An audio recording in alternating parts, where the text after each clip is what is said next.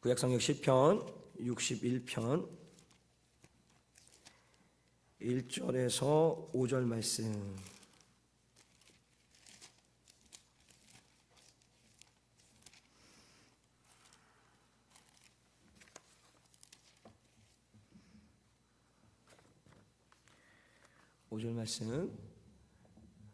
같이 한번 우리 한 목소리로 합독하도록 하겠습니다. 시작. 하나님이여, 나의 부르짖음을 들으시며 내 기도에 유의하소서. 내 마음이 눌릴 때에 땅끝에서부터 주께 부르짖으오리니 나보다 높은 바위에 나를 인도하소서. 주는 나의 피난처시요 원수를 피하는 견고한 망대심이니이다. 내가 영원히 주의 장막에 거하며 주의 날개 밑에 피하리이다. 하나님이여, 내 소원을 들으시고 주의 이름을 경외하는 자의 얻을 기업을 내게 주셨나이다. 아멘. 자, 우리 가슴에 손으로 감고 축복하겠습니다. 하나님은 나에게 복 주시고 은혜 주시고 평강 주시기를 원하노라. 아멘. 우리 옆사람 축복하겠습니다. 하나님은 당신에게 복 주시고 은혜 주시고 평강 주시기를 원하노라. 아멘. 이 한 달 하나님의 은혜와 평강이 차고 넘치시길 주의 간절히 축복합니다. 오늘 5월 우리 월상 예배를 맞아서 내 마음이 약해질 때라는 말씀의 제목으로 함께 은혜를 나누고자 합니다. 자, 새롭게 이제 5월이 시작되면서 어쨌든 맨날 똑같은 날이 같지만 어쨌든 새 날이지 않습니까? 이 새 날이 시작하면서 우리 마음 가운데는 이 한 달도 하나님이 주신 어떤 평안과 또 우리 삶의 기쁨이 차고 넘치기를 또 기대하고 소망하게 될 것입니다. 또한 그렇게 살기를 여러분 주님의 간절히 축복합니다. 그럼에도 불구하고 우리의 삶 가운데 어떤 인생의 문제가 찾아와서 어떤 고난과 환난을 당할 때가 있다라는 겁니다. 그런데 그 어떤 문제 앞에서, 고난과 환난 앞에서 그 고난보다 환난보다 더 힘든 것이 뭐냐면 내 마음입니다. 그 일로 인하여서 어떤 문제, 질병, 어려운 고난이 가장 그 어떤 근본적인 어떤 힘듦이 뭐가 오냐면 마음이라는 거죠. 내 마음이 물같이 마음이 녹아내려서 물같이 되어 버리는 그 어떤 힘듦을 우리가 겪게 된다라는 거예요. 그래서 욥이 이런 고백을 합니다. 욥기 우리 30장 16절 말씀 같이 한번 읽어볼까요? 시작. 이제는 내 마음이 내 속에서 녹으며 환난 날에 나를 잡음이리라. 저 욥의 고난은 여러분들 다 잘 아시지 않습니까? 모든 재산을 잃고요, 가족도 잃고요, 자기 자신에게는 질병이 찾아왔습니다. 근데 그 모든 환난과 고난 속에서 사실은 욥이 가장 힘든 것이 뭐냐면 마음입니다. 그래서 오늘 여기도 얘기하는 것이 내 마음을 녹여버렸다라고 얘기를 합니다. 그래서 이 마음이 약해짐을 통해서 나타나는 현상이 뭐였냐면 욥기 30장 17절 말씀 시작. 밤이 되면 내 뼈가 쑤시니 나의 몸이 아픔이 쉬지 아니하는구나. 자, 마음이 약해지는 그로부터 시작해서 물론 질병도 있었지만 그 약해진 몸이 내 뼈를 녹이는 것 같은 그런 어떤 아픔과 고통을 그가 겪었다라고 고백을 하고 있습니다. 자, 이런 고백처럼 오늘 본문에 등장하는 다윗도 2절 말씀을 보게 되면 이렇게 말씀을 고백을 합니다. 내 마음이 눌릴 때에, 이게 정확한 번역이 내 마음이 약해질 때라는 거죠. 그러니까 내 마음이 약해졌다는 거야. 그러니까 다윗의 위대한 이스라엘 왕입니다. 그럼에도 불구하고 그 마음이 약해졌다라는 거예요. 그러면 그 마음이 언제 약해졌습니까? 그가 왕위에 올랐을 때, 골리앗을 이겼을 때, 블레셋과 전쟁에서 승리했을 때, 그때 마음이 약해졌을까요? 아니죠. 사람은 좋은 일, 기쁜 일이 생길 때 절대 마음이 약해지지 않습니다. 오히려 그 마음이 강해지는 거죠. 그가 고난을 당했을 때라는 거죠. 어떤 고난입니까? 사울왕을 피해서 10년의 도피 생활을 할 때, 더 나아가서는 그 도피 생활 중에 블레셋 왕 아기스 왕 앞에서 미친 척하고 침을 흘리며 벽을 팍팍 긁었을 때, 또 뭐가 있을까요? 자신의 아들 암논이 자신의 딸을 강간했을 때, 또 그 암논을 그 아들 압살롬이 죽였을 때, 또 그 압살롬이 쿠데타를 일으켜서 도망자가 되었을 때, 이 수많은 어떤 인생의 70년의 여정길에 그에게도 문제와 어려움이 있었다라는, 그때마다 그가 지금 고백하는 것이 뭐냐면 그게 힘들었다, 어려웠다, 이것보다 가장 어려웠던 게 뭐냐면 내 마음이라는 거야. 내 마음이 약해졌다라고 얘기를 합니다. 세상에는 수많은 사람들이 살아가죠. 그 사람들의 살아가는 공간 속에서는 항상 좋은 일만, 기쁜 일만 있지 않습니다. 고난도 있고 문제도 있고 아픔도 있다라는 거. 그럴 때마다 많은 사람들이 마음이 약해집니다. 그러나 중요한 것은 세상에 믿지 않는 사람들은 그 마음이 약해짐을 통하여서 삶을 포기하고 주저앉고 좌절하고 절망하고 심지어는 스스로 생명을 끊는 인생들도 있다라는 거예요. 그러나 우리 믿음의 사람들 그들과 달라야 된다라는 거죠. 왜 달라야 됩니까? 우리는 비빌 언덕이 있습니다. 믿을 구석이 있습니다. 그게 누구십니까? 성취하시는 여호와, 일하시는 여호와, 그분은 살아계셔서 어제나 오늘이나 동일하게 우리 가운데 역사하시는 전능하신 분이기 때문에 우리는 그분을 신뢰하고 믿는다는, 우리는 절대로 세상 사람처럼 주저앉고 좌절하고 절망하고 심지어는 스스로 생명을 끊어서는 안 된다는, 물론 세상 사람들도 최악입니다. 스스로 생명을 끊어서는 안 된다는 겁니다. 어쨌든 중요한 것은 오늘 다윗이 내 마음이 약해졌다라고 고백을 하지만 그가 주저앉거나 좌절하거나 절망하지는 않았다라는 거예요. 왜 그럴까요? 하나님께서 그의 마음을 약함에서 강함으로 바꿔주셔서 그 모든 고난과 어려움 속에서도 절대로 그 마음이 흔들리지 않을 수 있도록 지켜주셨기 때문에 그는 모든 삶을 온전하게 살아갈 수가 있었다라는 겁니다. 자, 그런 것처럼 오늘 그렇다면 우리가 이 한 달을 살아가는 동안에 우리 마음 가운데 약해지는 일, 우리 마음을 약하게 하는 일들을 만났을 때, 다시 말하면 내 마음이 약해지지 않기 위해서는 어떻게 해야 되는가? 오늘 본문 말씀을 통해서 세 가지로 같이 문제를 나누게, 첫 번째로 우리는 마음이 약해질 때 하나님께 부르짖어 기도해야 된다라는 겁니다. 오늘 2절 말씀을 같이 한번 읽겠습니다. 본문 2절 말씀 시작. 내 마음이 약해질 때에 땅끝에서부터 주께 부르짖으오니. 자, 다윗은 자신의 마음을 약하게 하는 어떤 인생의 모든 문제가 찾아왔을 때 주저앉고 포기하고 좌절하는 것이 아니었습니다. 그는 무엇을 합니까? 주저앉음이 아니라 무릎 꿇음을 통하여서 하나님 앞에 부르짖어 기도했다라는 거예요. 그 기도를 통하여서 내 약해지는 그 마음을 하나님께서 강함으로 만들어주시는 은혜를 누리게 된 거죠. 대표적인 예가 사무엘하죠. 사무엘하 12장에 보게 되면, 물론 죄로부터 시작된 일이지만 다윗이 바세바 사이에서 낳은 아들이 있습니다.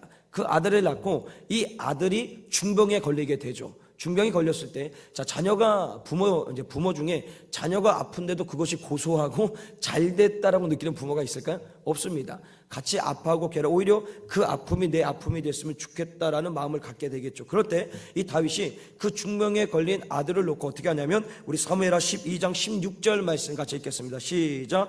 다윗이 그 아이를 위하여 하나님께 간구하되 금식하고 안에 들어가서 밤새도록 땅에 엎드렸으니. 뭐랍니까? 금식기도 하는 거예요.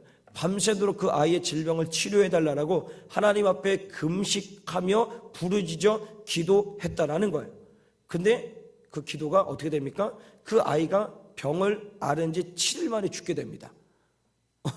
뭐가 좀 이상하지 않습니까? 기도했으면 나아야 되는데 죽어버렸어요. 물론 제 열매지만 중요한 건 죽었습니다. 그러면 부모된 입장으로서는 자녀를 먼저 보낸 거예요. 얼마나 괴롭고 힘들겠습니까? 진짜 삶의 모든 것을 다 잃어버린 마음을 갖게 된단 말이죠. 그럼에도 불구하고 사무엘하 12장 20절 말씀을 같이 한번 읽어볼까요? 시작. 다윗이 땅에서 일어나 몸을 씻고 기름을 바르고 의복을 갈아입고 여호와의 전에 들어가서 경배하고 왕궁으로 돌아와 명령하여 음식을 그 앞에 차리게 하고 먹은지라. 자녀가 죽었는데요, 몸을 단정하게 하고 그 전까지 금식했는데 먹어요. 이게 좀 이해가 되십니까? 지금 내 자녀가 죽었는데 모든 몸을 깨끗하게 하고 음식을 먹는다라는 거예요. 이게 어떤 의미를 담고 있냐면, 사실은 하나님께서 그 약해지는, 자녀가 죽으면 약해질 수밖에 없죠. 그 마음이 약해지는 마음, 그러니까 그 부르짖는 모든 기도 안에는 뭐가 들어있냐? 회복도 있지만 회복이 안 됐을 때에 견딜 수 있는 하나님의 은혜도 있다라는 거예요. 이해되시겠습니까?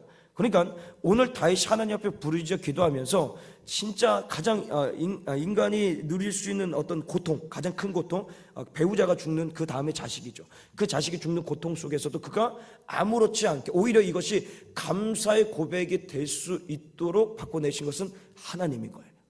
하나님이 그 마음을 지켜주셔서 약해지는 그 마음을 강하게 하신 거죠. 근데 이것이 출발이 어디입니까? 부르짖어 기도했다라는 거예요.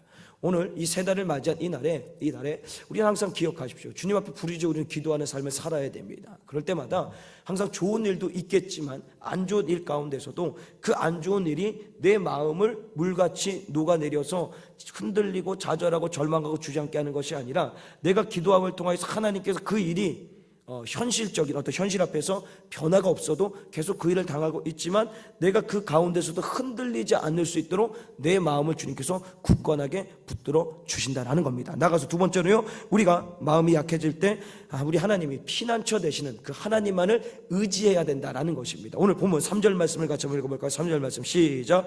주는 나의 피난처시요 원수를 피하는 견고한 망대 시민이다. 자, 피난처가 무엇입니까? 재난을 피하는 장소입니다. 그런 것처럼 오늘 이 다윗이 고백하는 것이 뭐냐면 내 마음이 약해질 때마다 나의 피난처 되시는 하나님만 의지했다라는 거예요. 예를 들자면 그가 왕이 되기 전에 골리앗과의 싸움에서 이런 얘기를 하죠. 너는 칼과 단창으로 내 앞에 나오지만 나는 만군의 여호와의 이름으로 나아간다라고 얘기를 합니다. 사실 게임이 안 되는 전쟁입니다. 싸움이라는 거예요. 그럼에도 불구하고 이가 누구를 의지한다고요? 여호와 하나님인 거예요. 그러니까 일평생 그가 어떤 고난과 아픔과 문제가 찾아와서 내 마음을 흔들리게 할 때마다 그가 했던 것은 뭐냐면 나의 피난처 되시는 여호와 하나님을 의지했다라는 거예요. 그 대표적인 예가 사울 왕을 피해서 10년의 도피 생활을 할 때 그가 두 번째로 사울 왕을 죽일 수 있는 기회가 찾아옵니다. 정예병력 3,000명을 이끌고 하길라산으로, 그러니까 하길라산에 운둔하고 있던 이 다윗을 쫓아오는데 하나님께서 그 사울의 병력들이 밤이 되니까 잠을 자게 하시는데 정말 꿀잠을 자게 하십니다. 누가 와서 건드려도 깨어나지 않을 정도의 꿀잠을 자게 하시죠. 이때 다윗의 부하가 얘기를 합니다. 우리 사무엘상 26장 8절입니다. 읽겠습니다. 시작. 아비새가 다윗에게 이르되 하나님이 오늘 당신의 원수를 당신 손에 넘기셨나이다. 그러므로 청하오니 내가 창을 그를 찔러서 단번에 땅에 꽂게 하소서. 내가 그를 두 번 찌를 것이 없나이다. 자, 아비새가 얘기합니다. 저 잠들어 있을 때 내가 단번에 칼로 저 사람을 죽이겠습니다. 그럼 이것을 죽이면 어떻게 됩니까? 다윗의 도피 생활은 끝납니다. 또한 다윗과 함께하는 모든 어떤 병력들도 도피 생활이 끝나고 다시금 이스라엘 예루살렘 땅으로 들어갈 수 있는 기회가 왔다라는 거예요. 근데 다윗이 이렇게 얘기를 합니다. 26장 9절입니다. 시작. 다윗이 아비새에게 이르되 죽이지 말라. 누구든지 손을 들어 여호와의 기름 부음 받은 자를 치면 죄가 없겠느냐 하고. 무슨 얘기예요? 죽이지 말라는 거예요. 사실은 지금의 모든 고난을 종결할 수 있는 기회인데도 불구하고 죽이지 말라라고 얘기합니다. 그 다음에 10절 말씀을 또 읽겠습니다. 10절 시작. 다윗이 또 이르되 여호와께서 살아계심을 두고 맹세하노니 여호와께서 그를 치시리니 혹은 죽는 날이 이르거나 또는 전장에 나가서 망하리라. 자, 이게 무슨 얘기냐면 내가 지금 사울 왕을 내 손으로 죽일 수 있다라는 거예요. 근데 죽이면 이 사울을 죽였다고 해서 모든 것이 끝나는 것이 아니라 제2의 사울, 제3의 사울, 제4의 사울이 나오게 된다는 거예요. 그러면 이 사울을 누가 정리해 줘야 되는 거야? 하나님이 정리해 주셔야 된다는 거예요. 하나님이 정리해 주시면, 다시 말하면 인생의 문제를 내가 해결할 때는 똑같은 문제가 또 발생을 하지만 하나님께서 해결하신 문제는 다시는 그 문제가 오지 않습니다. 우리가 요즘 창세기 말씀 누리지 않습니까? 창세기의 노아 때의 홍수입니다. 하나님께 홍수를 종결시키니까 홍수로 심판이 없는 거예요. 이런 것처럼 모든 삶 가운데 하나님이 종결자가 돼야지 내가 종결자가 돼서는 안 된다라는 거예요. 그래서 다윗이 지금 얘기하는 것이 뭐냐면 피난처 되시는 여호와 하나님, 내가 그분 의지한다. 그분이 정리할 수 있도록 우리는 아무것도 되지 않자. 근데 지금 자신의 삶은 도피 생활, 수배자 생활을 합니다. 그럼에도 불구하고 모든 것을 주님 앞에 맡기니 결국엔 하나님께서 그 고난과 아픔을 어떻게 해요? 종결시켜 주셨다라는 거예요. 그래서 시편 46편 1절에 이렇게 고백합니다. 읽겠습니다. 시작. 하나님은 우리의 피난처시요 힘이시니 환난 중에 만날 큰 도움이시니라. 바로 그런 것은 새롭게 시작한 5월 한 달 무슨 일을 만나든지 간에 세상을 쫓아 사람을 쫓아 그 사람이 피난처 되고 그 어떤 환경과 상황이 피난처 돼서 그것을 의지하지 마시고 그 모든 상황과 환경을 바꿔주실 여호와 하나님이 여러분들 피난처 되셔서 그분만을 의지하며 살아가시길 주님의 간절히 축복합니다. 우리 마지막으로 다윗은 마음이 약해질 때 끊임없이 주의 성전을 찾았다라는 것입니다. 오늘 본문 4절 말씀을 같이 한번 읽어볼까? 시작. 내가 영원히 주의 장막에 머물며 내가 주의 날개 아래로 피하리이다. 자, 다윗은 평생에 자신의 삶 가운데 어떤 어려움이 생기고 내 마음이 흔들릴 때마다 주의 성전을 떠난 것이 아니라 주의 성전에서 머물러 계속해서 주의 성전을 찾았다라는 것입니다. 사실 오늘날 믿음의 사람들과 좀 다른 모습이죠. 예를 들면 교회 안에서 어떤 시험과 문제가 생기면 내 마음이 약해졌어요? 교회를 안 옵니다. 또한 세상에서 어떤 일을 만났을 때 나의 어떤 영적인 부분이나 육적인 부분에 문제가 생기면 교회를 찾지 않습니다. 오히려 세상에 좋은 것들, 세상에서 해결할 수 있는 것들, 세상의 주변의 사람들을 만나서 털어내죠. 털어내죠. 이게 진짜 잘못된 거거든요. 정말 주님이 우리 삶 가운데 원하시는 거 뭐냐면, 내 마음에 어떤 문제가 생겨요. 어려움이 생기고 약해지고 시험이 들 때 있으면 주님이 우리에게 원하시는 것은 무엇이냐면 주의 성전을 찾으라는 거예요. 이것이 은혜가 내리는 곳이죠. 어쨌든 기도하는 곳입니다. 기도로 싸우는 장소고요. 하나님의 예수 그리스도의 핏값으로 세운 교회라고 하지 않습니까? 물론 하나님은 어디서든지 다 임재하시고 함께 하시지만, 그럼에도 불구하고 이 교회라는 이 상징적인 장소에 하나님께서는 믿음의 성도들 이곳을 올 때마다 친히 임재하셔서 우리의 마음을 만져주시고 우리의 기도의 소원 부르질 때마다 응답해 주신다는 거예요. 그래서 우리의 생각과 마음이 바뀌어야 될 것이 뭐냐면, 인생에 문제가 있고 어려움이 있어서 내 마음이 약해질 때 교회를 떠나는 것이 아니라 교회를 나와야 되는 거예요. 더 많이 새벽을 깨우고 예배 때마다 주의 전을 찾고, 부족하지만 목사에게도 기도 부탁을 하고 주변의 사람들에게도 기도 부탁을 해서 함께 기도로서 그 어떤 어려움들, 약함을 돌파해서 나가야 된다는 거예요.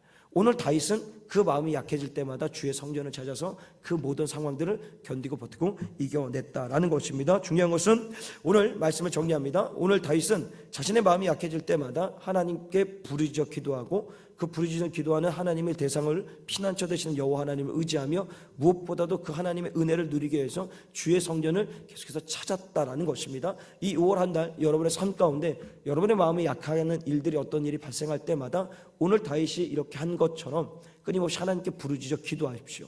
피난처 되시는 여호와 하나님을 의지하십시오. 무엇보다 주의 성전을 끊임없이 찾아주십시오. 그때 하나님께서 그 마음을, 약함을 강함으로 바꿔주신다는 거예요. 더 나아가서는 이 강함을 약함으로 바꿔주실 뿐만이 아니라 오늘 마지막 본문 5절 말씀입니다.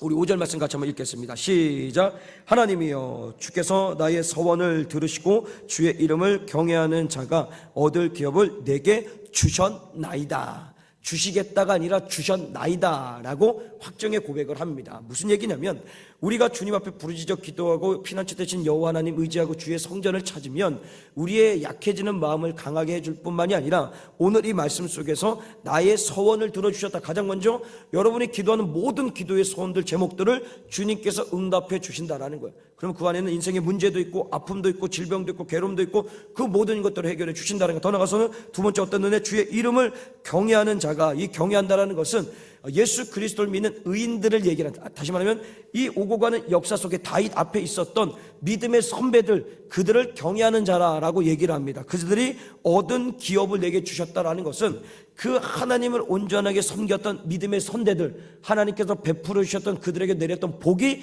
나에게도 그대로 임했다라는 거예요. 그러면 다윗보다 우리가 믿음의 선조가 더 많지 않습니까? 그죠? 그들이 누렸던 복을 우리 가운데 똑같이 주시겠다라는 겁니다. 그렇다면 오늘 다시 한번 이 말씀을 기억하시고, 이제 새롭게 시작한 5월 한 달 앞에 어떤 일이 생길지 우리는 알 수가 없습니다. 그러나 하나님은 다 알고 계십니다. 알고 계시는 그 주님께서 우리의 삶을 견인해 가실 것이고 우리의 삶을 보호해 가실 것입니다. 그런 가운데서 우리가 할 것은 그 약해질 수 있는 마음 지키고자 하나님께 부르짖어 기도하고, 피난처 되신 하나님 여호와 하나님을 의지하고 끊임없이 주의 성전, 은혜가 흐르는 이 주의 성전을 찾는 것입니다. 그렇다면 내 마음을, 약한 마음을 강함으로 바꿔주실 것이고요, 더 나아가서는 여러분들의 모든 기도의 소원들, 제목들에 응답해 주시고 믿음의 선조들이 누렸던 그 복의 은혜를 우리 역시 동일하게 누리게 된다는 것입니다. 오늘도 이 말씀을 기억하시고 그 복의 자리에 여러분들 주인공 되시길 주님의 간절히 축복합니다. 자, 우리 같이 한번 말씀을 생각하시면서 우리